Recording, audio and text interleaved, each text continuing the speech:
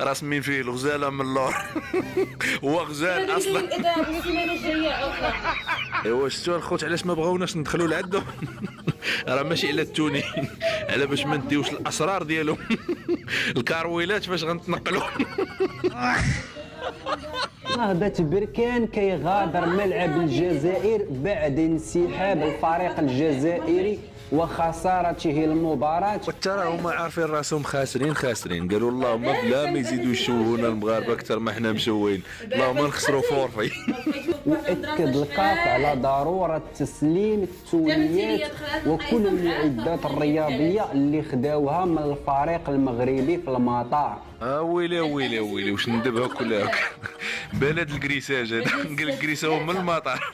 على ما كنشوف لا سائحين لا اجانب تما لا والو. وقول لي كيكريسيو الناس من المطار. والفريق الجزائري غادي يخسر